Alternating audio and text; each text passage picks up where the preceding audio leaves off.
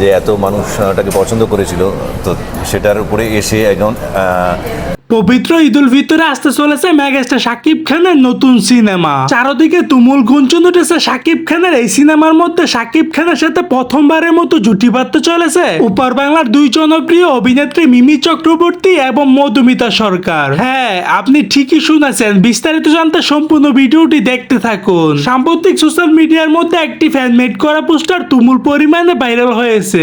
সেখানে দেখা যায় মেগাস্টার শাকিব খানের পাশে মিমি চক্রবর্তী ও মধুমিতা সরকারকে। আর এবার সেটা চোখে পড়েছে উপর বাংলার জনপ্রিয় সুপারস্টার অভিনেতা জিৎ গণমাধ্যমে জানিয়েছেন, শাকিব, তোদের বাংলাদেশে কি কোনো নায়িকা নেই? তোর সিনেমায় সবসময় আমাদের ভারতীয় নায়িকারা থাকবে কেন? জিতের এমন মন্তব্য নিয়ে চারিদিকে তুমুল পরিমাণে বিতর্ক শুরু হয়ে গেছে। সো দর্শক, আজকের এই ভিডিওটি এই পর্যন্ত। যদি ভিডিওটি ভালো লাগে থাকে তাহলে চ্যানেলটি সাবস্ক্রাইব করে দিবেন পরবর্তী ভিডিওর জন্য।